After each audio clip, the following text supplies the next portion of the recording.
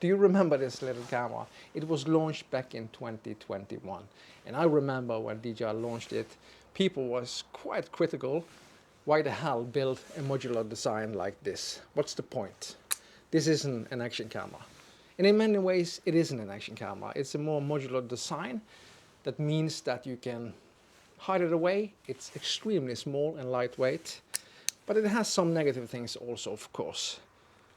The camera module is the only thing that is waterproof on this camera.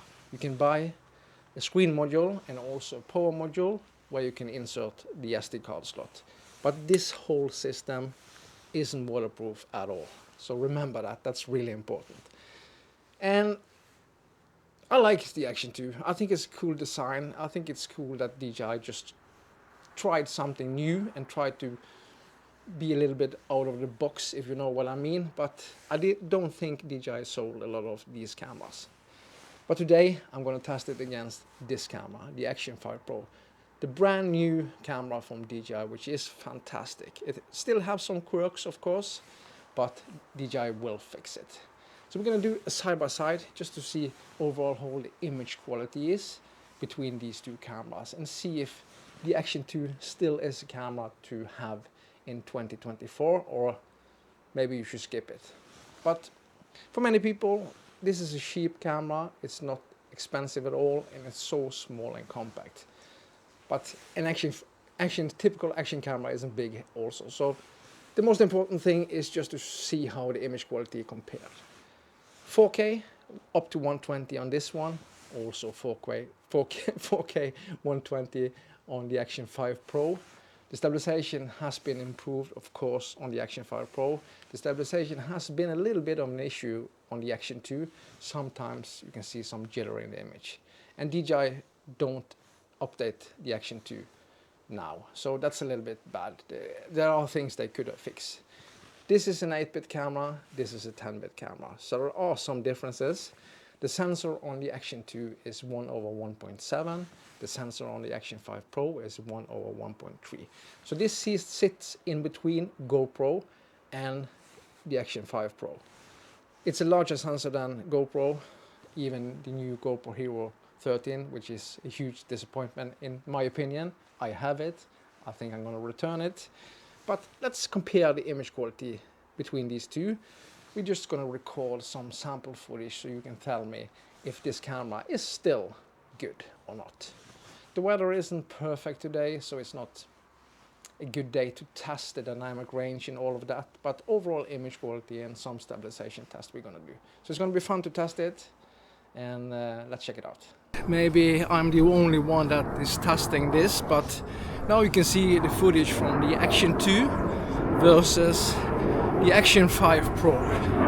There are a couple of years difference on these two cameras. The Action 2 is from 2021 and the Action 5 Pro is from this year, 2024. The Action 5 Pro has a much larger sensor than the Action 2, 1/1.3. The Action 2 has a 1/1.7 sensor. So it's a smaller sensor, but still bigger than GoPro. So what do you think about the image quality? And one important thing I just want to tell you is that I set the Action 5 Pro to 8-bit instead of 10-bit. So can you see that the image is similar in many ways? Or is there still a big difference? A bigger sensor normally means better image quality. Not always, but sometimes. We're going to change to 10-bit also, of course, so you can see that. But what do you think? Is the Action 2 still doing a good job in 2024? Or is it time to retire that camera? People are still using the Action 2. It's a good, small, compact modular design, which is really cool in many ways. The only bad thing, as I said in the intro, is the battery life, and that the camera module is the only thing that are actually waterproof. But what do you think about the colors? That's important. Details. I set the Action 5 Pro to -2 in sharpness. You can't do anything with sharpness setting on the Action 2. It is what it is. So what do you think? Is there a big difference? It should be. It hopefully is. What about the audio quality? But this is the audio from the Action 2. Testing 1, 2, 3. Testing 1, 2, 3. And this is the audio from the Action 5 Pro. Testing 1, 2, 3. Testing 1, 2, 3. Let's change to 10-bit on the Action 5 Pro and see if you can see a big difference. Switch to 10-bit on the Action 5 Pro. Can you see a huge difference now? At the same place, in the woods, a lot of shadows, not great brightness, but it is what it is. Can you see a big difference in details? The Action 2 has a kind of a warpy image. It's still in standard D-warp, but it's kind of wide. Let me do like this and see. I have the cameras pointed up to the sky. Yeah. But the Action 2 is still a cool camera, I think. And I think for a lot of people it's a great beginner camera. But it isn't waterproof. Some of it is, not everything.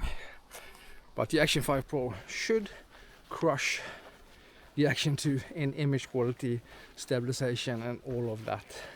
We're gonna test the stabilization, of course. So this is what you get from a 3-year-old camera. I just like it. I really like the design of the Action 2. It's a little top heavy in many ways, but since it is a completely other design than a typical action camera, but it's kind of cool. It is. So how does the camera react me going under trees, and can you see a big difference there? These cameras should adjust pretty quickly, but sometimes it looks a little bit strange. Yeah. We're going to test some stabilization. I'm not going to do that here. I'm going to go down to the asphalt and we can test it there. But is the Action 2 a camera you would buy now if you get it really cheap? I think you can get it for around $200 US. So it's half the price of the Action 5 Pro, maybe even a little bit more. I think it's a cool camera. So this is standard D-warp. Let's switch to wide. You see if you can see the big difference. We switch to wide on both cameras. Can you see a massive difference? And which of the image looks more pleasant to watch? I know that DJI did a lot of tweaking with the Action 5 Pro just to get rid of a lot of the warping and bending in the image, even in wider field of view. And I've been making a lot of videos with the Action 5 Pro lately, and I think it is a fantastic camera. Yeah, it still needs some updates. It does. This is fun. The Action 2, you don't get any more updates on that camera. I was really hoping for DJI to do something, but they did a lot of things when this camera was out. Not now anymore.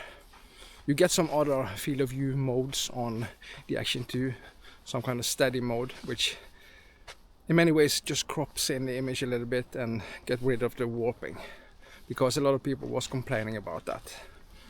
But image quality wise, what do you think? This is wide. This is extremely wide. Let's go to ultra wide so you can see that. So now we are at ultra wide mode on both cameras, the widest you can go.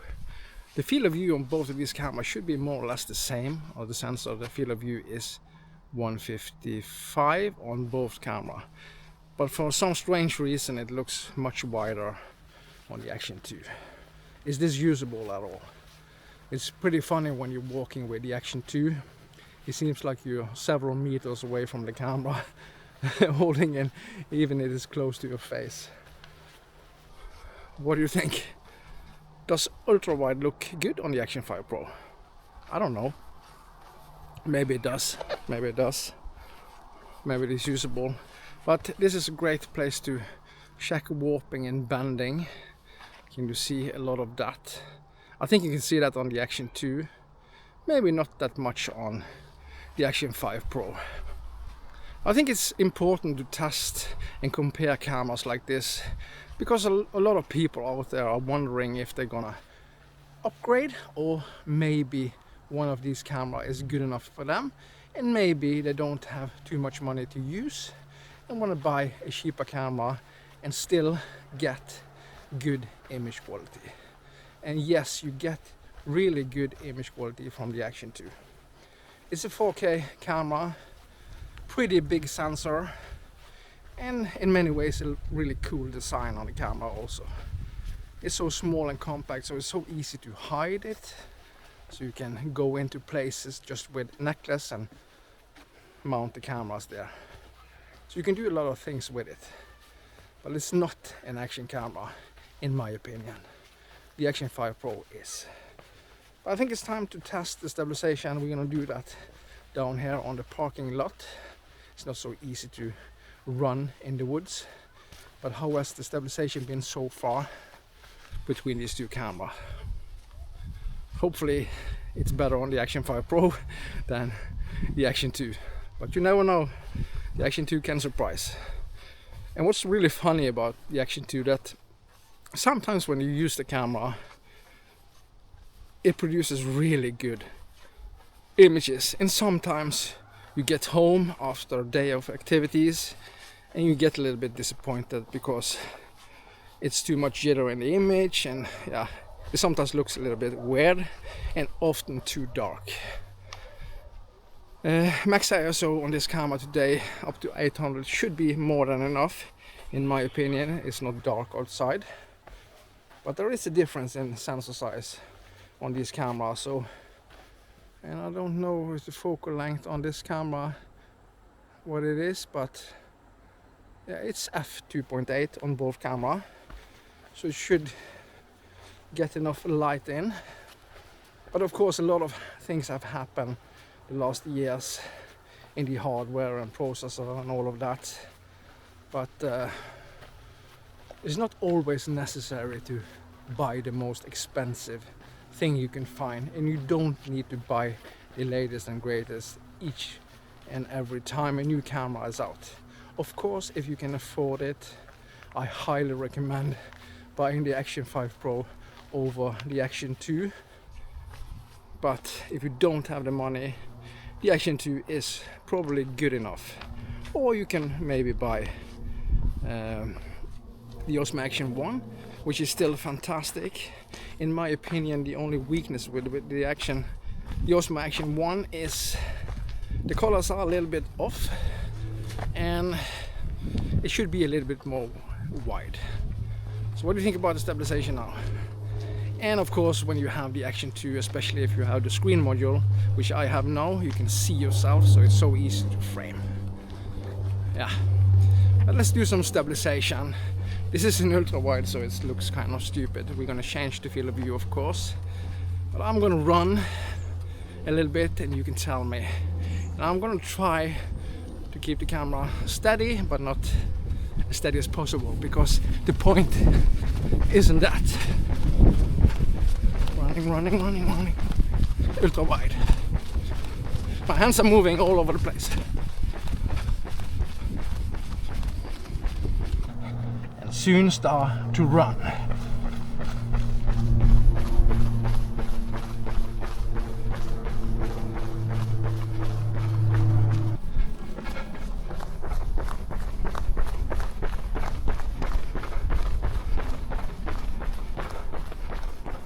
And one thing you also have on the Action 2 is horizon balancing, which is fantastic for vlogging, especially if you're moving a lot. And it's supposed to hold the horizon to 45 degrees. So if I'm tilting the cameras like this, it shouldn't affect that much. But can you see a difference? It crops in a little bit, so maybe this is a perfect mode actually for a lot of people to use. and we're gonna test it, of course. So let's start to tilt and see. Both cameras should have 45 degrees angle before it tilts, but let's tilt and see.